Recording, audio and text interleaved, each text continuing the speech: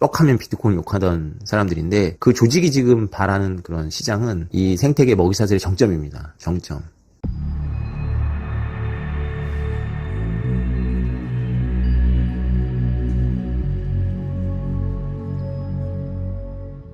그러니까 비트코인 보고 내재 가치가 없다라고 하는 분들한테 제가 이제 비트코인을 설명한 다음에는 내재 가치라는 건 없는 개념이다 막 이렇게 얘기를 해준 다음에는 이제 결국은 이제 여러분들처럼 비트코인 입문하신 분들에게는 제가 뭐라고 설명해야 되냐면 가격을 보지 말고 가치를 봐야 된다 이렇게 얘기를 해야 되는 거죠. 그러니까 여러분들이 저처럼 8년을 버티고 싶으시면 저는 심지어 직업도 다른 직업이 없었고 그죠? 그리고 제 배우자도 머글이었고 돈은 돈대로 들어가야 됐고 그리고 지금이나 저를 이제 사람들이 조금 알아봐 주죠. 예. 2015년, 16년은 진짜 깝깝했거든요. 근데 어떻게 버텼냐? 재미있었던 것도 많으니까 버텼고 더 중요한 거는 가치를 봐야 되는 거예요. 가격이 아니라. 가격을 보면 못 버팁니다. 가치를 봐야 돼요. 이 암호화폐 시스템의 전체에 가치를 보면 여러분들이 잠이 안 오는 게 맞죠. 예. 지금이 20세기 초에 젊은 그 지식 근로자들이 채권 시장과 주식 시장으로 뜨고 있는 월스트리트 가는 거와 비슷하다. 위대한 개츠비 얘기하는 시간에 말씀드렸죠. 이것을 본 분들은 인생에서 큰 기회를 잡으실 거고요. 이거를 계속 가격 위주로 보시는 분들은 이번에도 또 놓칠 겁니다. 이게 토토로의 고양이 버스랑 비슷해서 출발하기 전에 엄청 몸을 흔들어요. 그래가지고 여러분이 내리면 출발합니다. 비극적이지만 제가 주변 지인들한테 협박조로 얘기해 주는 게 바로 그거예요. 이 지난번에 상승장 2020년 후반부에 불길했거든요. 주변 지인한테 SNS로다가 토토로 버스 얘기를 많이 해줬어요. 당신이 내리면 출발할 거다. 그러니까 이게 뭔 얘기냐면 내가 못 견딜만 하다 싶을 때 그것이 나의 지표일 수 있어요. 다시 말해서 나는 내가 이성적으로 생각했을 때 지금 내 상황상 더 이상 못 버틴다라고 했을 때가 바로 지표인 거예요. 다른 투자자들도 못 버텨요. 그게 못 버티는 사람들이 떨어져 나갔을 때 이 토토로 고양이 버스는 고약한 데가 있어서 날아가죠. 그때 날아갈 때는 못 잡아요. 또 올라타기 힘들어요. 자, 그러면은 가치를 어떻게 봐야 되냐? 가치를 베이지안적으로 봐야 된다. 그럼 베이지안이라는 게 뭐냐? 지난번에 제가 제 전립선 암 판정과 관련해서 정량적으로 설명드렸는데 꼭 그렇게 여러분들이 정량적으로 이해할 필요 없어요. 베이지안이라는 게 뭐냐면 어떤 가설을 딱 세워놓고 그 가설을 가지고 생각을 하는 건데요. 이거는 과학적 추론에서 반드시 해야 될 건데 관찰보다 먼저 있어야 되는 게 모형이거든요. 과학적 추론에 의하면 모형이 없으면 우리는 관찰조차 할 수가 없는 존재예요. 이 인식론적인 문제인데 됐고요. 너무 깊게 들어가지 맙시다. 일단 여러분들이 어떤 사안을 볼 때 가설을 가지고 봐요. 그것이 음모론이라도 상관없어요. 그 가설을 가지고 본단 말이죠. 음모론의 문제는 뭐냐면 이제 가설이 의도 중심으로 되어 있는 데다가 선악이 분명하고 그리고 더 중요한 건 뭐냐면 자기의 가설에 맞는 자료만 취합을 하고 맞지 않는 자료는 버리는 거죠. 그러면 안 되고 맞는 자료, 맞지 않는 자료 모두 이렇게 가설이 이렇게 존재하면 그 가설이 강화되는 방향이 있을 거고 약화되는 방향이 있을 거란 말이죠. 그러면 뉴스가 나올 때마다 강화시켰다가 또 약화시켰다, 강화시켰다, 약화시켰다 하면서 베이지안들도 이것을 정량화하는 것은 주관적일 수밖에 없다라는 걸 인정을 한단 말이죠. 그럼에도 불구하고 주관적이지만 막무가내로 생각하는 것보단 나은 거예요. 그러면서 이제 왔다 갔다 하면서 이제 움직이는 거죠. 그러면 아무리 그지 같은 음모론적인 가설이라 할지라도 훌륭한 가설을 바뀔 수가 있어요. 또 업데이트가 되고 현실하고 안 맞으면 이제 자신의 가설을 바꾸는 거죠. 좀 업그레이드하고. 근데 이제 가설이라는 게 아는 만큼 보인다고 가설을 만들려면 좋은 가설을 만들려면 그러니까 의도, 규범, 뭐 좋으냐 나쁘냐, 선이냐 악이냐, 뭐 세계 평화에 도움이 되냐 이런 뭉툭한 가설들 말고 좀 세밀한 가설을 세워야 되겠죠. 세밀한 가설은 어디서 오냐면 지식에서 옵니다. 왜냐하면 이제 우리 앞서 갔던 그 선배들이 엄청나게 많은 가설들을 만들고 검증을 했단 말이죠. 그럼 그 중에 갖다 쓰는 거예요. 그래서 독서를 많이 해야 되겠죠. 특히 이런 비트코인 같은 새로운 현상의 경우에는 경계 없는 독서를 한 사람한테 굉장히 유리한 거죠. 경계 없는 독서. 자기 전공 분야가 딱히 없는 독서를 했던 분이 엄청 유리하다. 제가 오늘 아침에 이제 그 스스로에게 물어봤어요. 다시 20대로 돌아간다면 후회가 있는가라는 그런 생각이 들더라고요. 후회야 많이죠. 후회야 많은데 이게 어떤 섭리적인 관점에서 보면 다 필요한 거더라고요. 그래서 제가 40대에 생각했던 좀 편한 인생이 되려면 제가 20대에 다른 삶을 선택을 했어야 되는데 인생이 편하게 살다 죽는 게 인생의 목표는 아니잖아요. 그 의미를 생각해야 되고 그 의미는 대체로 내가 평생을 살면서 얼마나 많은 선한 아웃풋을 만드냐로 정해지는 거 아니에요. 전체적인 의미가 되는 거라서 총 아웃풋만 따지면 안 되겠죠. 아무튼 그렇게 생각해 보면 저는 20대 때 잘 산 건 아니지만 어쩔 수 없었다. 운명이었다. 20, 30대 그렇게 산 건 운명이었다는 생각이 제가 듭니다. 특별한 자기 분야 없이 책 읽고 공부하고 여러 가지 시도들이 비트코인을 발견하도록 이렇게 해석이 돼요. 제가 보기에는. 제가 비트코인을 발견해서 그냥 뭐 100배 먹고 200배 먹고 이것만은 아닐 거라고 생각이 들어요. 또 대청봉 코인 만들어서 젊은 분들한테 기회를 주는 것도 의미가 있을 것 같고 잘 모르겠습니다. 이야기 한번 들어보세요. 그것은 골드만삭스의 유턴입니다. 제 얘기를 들으면 여러분들께서 또 하나의 가설을 가질 수 있는데 도움이 되실 겁니다. 2021년도에 제가 소프트뱅크, 손정의 소프트뱅크가 미국 동부의 금융기업하고 뭔가를 하고 있다. 그래서 미래 먹거리를 크립토에서 암호화폐에서 찾고 있다라는 뉴스가 나왔어요. 구체성은 별로 없었어요. 근데 우리가 손정이 그러면 비트코인 초창기에 깨달았고 비트코인 초창기에 투자했다가 이제 털어먹힌 것만 이제 사람들이 알고 있어요. 4천억 원인가? 뭐 하여튼 손해를 봤어요. 2017년도 불장에서. 그래도 손을 뗐다 뭐 이렇게 알고 있는데 뭐 소프트뱅크가 뭐 실패한 게 한두 개지가 아니니까 뭐 암호화폐도 실패로 기억이 되는데 어쨌건 2021년도 그 불장에서 봄에 제 레이더에 제가 이제 느낌상 그런 뉘앙스였어요.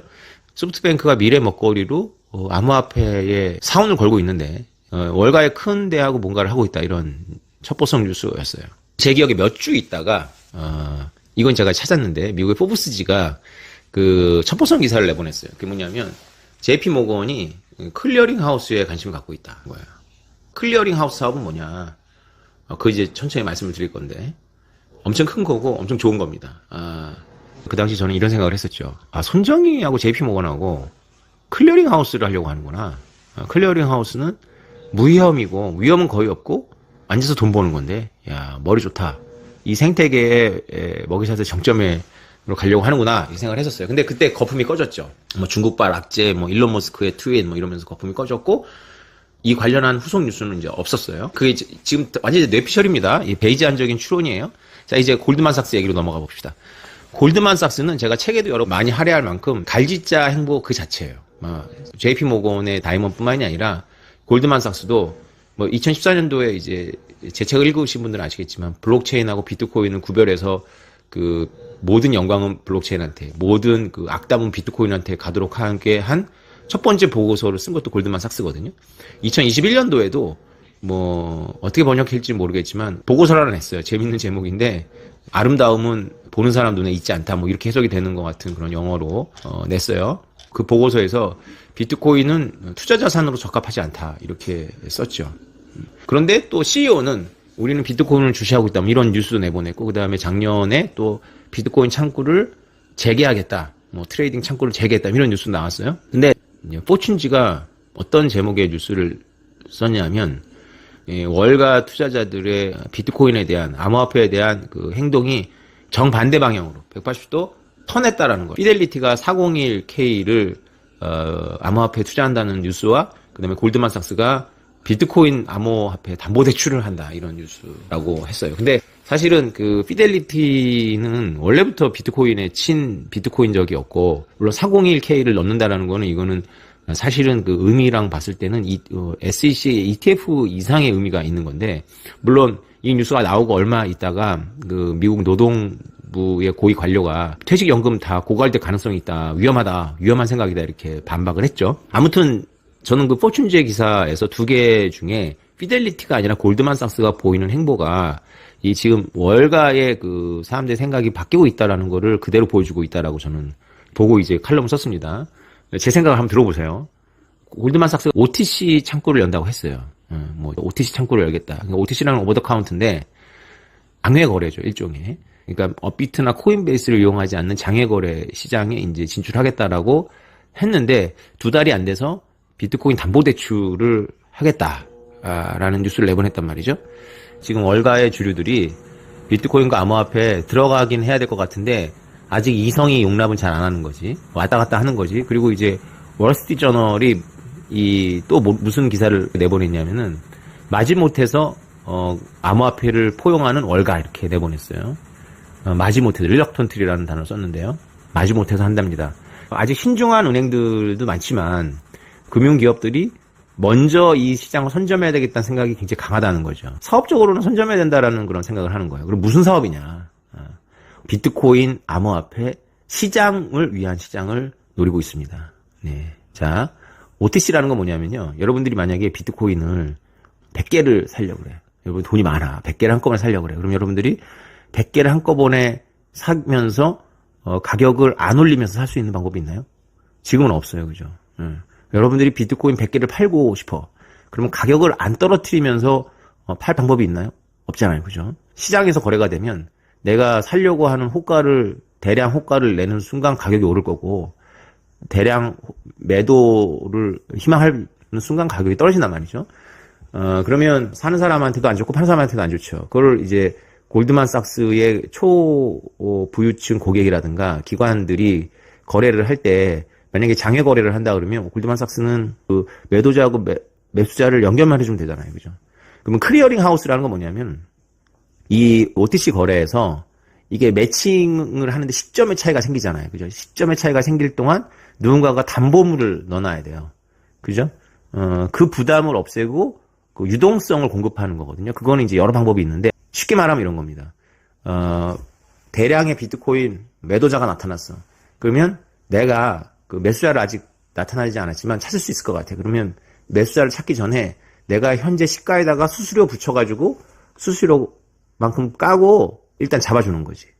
일단 소유권은 나한테 왔지만 내가 오래 들고 있을 생각은 전혀 없어요. 매수자를 찾을 수 있을 것 같아. 그 매수자를 찾아가지고 그 매수자들한테는 시장 가격으로 픽스된 가격으로 팔면서 나는 수수료 먹는 거죠. 하루나 한 이틀 혹은 3일 꼭 한 명이 매도자고 살 필요 없잖아요. 그죠? 약만 맞으면 되는 거예요. 그러니까 한 명의 매도자가 대량 매도를 하더라도 매수자들 여러 명을 갖다 이렇게 찾아내면 최소 이제 하루 최대 뭐 몇 주 안에 정리를 시켜버리는 거죠. 이 정도 유동성을 공급하는 거예요. 클리어링 하우스라는 건. 결국은 OTC 시장이 그 장외 시장이기 때문에 이게 확장되고 커지면 자연스럽게 클리어링 하우스로 가는 겁니다. 예. 그러니까 금융으로 따지면 1일물이라든가 우리가 뭐 1일물이라고 하는 게 꼭 하루를 말하는 게 아닌데 어쨌건 오버나이트 뭐 하룻밤 동안 돈 빌리는데 이자를 내요. 뭐 그런 거와 비슷한 거죠. 위험은 거의 없고 위험이 없죠. 왜냐하면 가격 변동성이랑 위험 외에는 없어요. 담보물이 이미 있으니까 미리 사거나 미리 파는 거니까 실물이 있는 거니까 그런 방식도 있고 그리고 이게 투기판처럼 커지면 이런 개미들이 여기에 이제 그 참여해서 그 개미들의 힘을 이용해서 그냥 뭐 본인은 또 거기서 수주만 떼는 거지. 그러면서 이제 그 대량 물량들을 시장 영향을 미치지 않으면서 이제 정리해주는 그런 거죠. 이런 클리어링 하우스라든가 장외 시장은 거래소를 위한 거래소예요. 그래서 거래소를 위한 거래소는 이 생태계가 성숙하기 위해서는 반드시 필요한 그런 생태계의 먹이사슬의 고점에 있는 겁니다. 이런 거래소를 위한 거래소가 바로 이런 금융기업들, 뭐 소프트뱅크라든가 금융기업들이 노리고 있는 거예요. 왜냐하면 이런 부분들은 위험은 되게 상대적으로 적은 비즈니스인 반면에 거대 자본이 들어와야지만 해결이 되는 거거든요. 그러니까 먹이사슬의 정점을 노리고 있는 거예요. 본인들의 CEO들은 뭐 손해를 받거나 아니면 뻑하면 비트코인 욕하던 사람들인데 그 조직이 지금 바라는 그런 시장은 이 생태계 먹이사슬의 정점입니다. 정점. 우리 같은 일반인들한테는 의미가 없거나 안 보여요. 그러나 이 시장이 안정되기 위해서는 반드시 있어야 되는 시장입니다. 네, 재밌죠? 네, 그걸 바라보고 있는 거예요. 대규모 자본답죠. 자, 그러면 어떻게 되느냐? 그러면 거래소들이 지금은 공식적으로 가지고 있어야 돼요. 고객의 그 비트코인이나 암호화폐를 1대1로 가지고 있어야 돼요. 단지 수탁이죠. 전당포죠, 전당포. 근데 금융기업들이 이 거래소의 거래소를 만든다. 그건 어떤 걸 상상하셔야 되냐면, 규제가 굉장히 완화돼서 거래소가 반드시 1대1로 가질 필요는 없는 거죠. 그게 낭비거든요, 사실은. 1대1로 가지고 있을 필요는 없어요. 그러니까 내 거를 꼭 그 실물을 보관해라고 하는 사람이라면 거래소에 맡기지 않겠죠. 진짜 실물로 금괴를 자기가 실물로 갖고 있듯이 빼내겠죠. 빼내지 않는 사람들은 그냥 나중에 자기가 팔기 위해서, 트레이딩을 위해서, 투기적인 이유로 가지고 있는 거란 말이죠. 다른 조건이 같다면. 그런 사람들한테 거래소들이 그거를 다 한꺼번에 청구할 것도 아닌데 다 가질 수 필요 없단 말이죠. 운용을 해야 되는 거예요. 효율적으로. 그럼 그 거래소들을 중개하는 거래소가 필요한 거죠. 그게 결국은 클리어링 하우스, 장외시장, 이런 것들을 장악한 그런 월가의 대규모 자본이 되겠죠. 아무튼 제가 말씀드리고 싶은 건 월가가 결국은 노리고 있는 시장은 스타트업이나 이런 애들이 따라올 수 없는 거대 자본으로 만들 수 있는 시장을 위한 시장. 위험은 적고 상대적으로 위험은 적고 그리고 생태계에 반드시 필요하고 먹이사슬의 정점이다. 그래서 골드만삭스가 보인 행보는 피델리티랑 비슷하다. 실시로. 근데 미국의 행정관료나 행정부가 혹은 의회가 시비 안 걸었어요? 그랬더니 한 발 더 나간 거죠. 비트코인 담보대출로 나갔다. 이거죠. 피델리티는 지금 401k 노동부 고위 관료가 브레이크 걸은 거죠. 우려를 나타냈어요. 저런 거는 다 우리가 이렇게 보면 단지 발언이 아닌 거죠. 이제 핑퐁 같은 거예요. 왔다 갔다 하면서 조율하다 보면 잘못되면 이제 그 페이스북의 리브라처럼 없었던 일로 돼버리는 겁니다. 국가는 막강해요. 그리고 국가를 움직이는 것은 몇몇의 고위 관료들이 움직이는 거고요. 그 몇몇의 고위 관료들이 생각을 바꾸지 않으면 이게 참 깝깝한 겁니다. 그런데 골드만삭스는 이제 그거를 보는 거죠. 사업도 되게 베이지안적으로 지금 하고 있는 거죠. 왜냐하면 워낙에 이제 월스트리트 저널에서도 얘기했지만 많은 은행들이 지금 이제 본인들을 참고 있는 이유는 규제가 투명하지 않기 때문에 그런 거죠. 맞죠? 이 비트코인과 관련해가지고 규제가 투명했던 적은 한 번도 없습니다. 그리고 캐서린 혼, 우리가 얘기하는 캐서린 혼이 공식적인 그런 포럼에서 한 말이 있어요. 규제가 투명해지지 않을 것이다. 왜냐하면 인터넷도 그랬다는 거죠. 그냥 이러면서 가는 거예요. 이러면서 계속 가면서 개미들 중에 비관적인 개미들은 계속 속는 거죠. 왜냐하면 가격만 보거든. 근데 여러분들 지금 제가 말씀드린 이 가치를 보세요. 지금 이런 추세를 보면 지금 비트코인 사야 돼, 팔아야 돼. 가지고 계세요. 예. 저는 뭐라고 안 했습니다. 제 칼럼의 마지막은 이렇게 끝납니다. 마지막만 읽어드릴게요. 그들의 최고위층 경영자들이 오리너구리와 같이 기존의 범죄에 넣을 수 없다는 이유로 비트코인에 대해서 불쾌감을 표현하곤 했지만 금융기업을 100년 이상 살아남게 해주었던 생존의 DNA 덕인지는 몰라도 그들은 결국 거대한 시장을 선점해야 한다는 합리적인 이해타산의 길을 따라갈 것으로 보인다. 하물며 환경에 적응해야 할 미약한 개인으로서야 더 이상 자신의 도덕적 기준이나 알량한 옛날 학교 시절의 지식을 앞세워 엄연히 존재하는 새로운 기회를 부정할 여유가 있을 리 없지 않겠는가라고 하면서 칼럼을 마지막에 의문문으로 끝냈습니다. 하고 싶은 말은 이거죠. 그 월가 애들도 그 공룡들도 지금 먹이사슬의 최상위층을 노리고 지금 한 발 한 발 밟아 나가고 있는데 비트코인 그거 뭐 내재 가치 없고 지금 그런 말 할 때예요 지금. 네?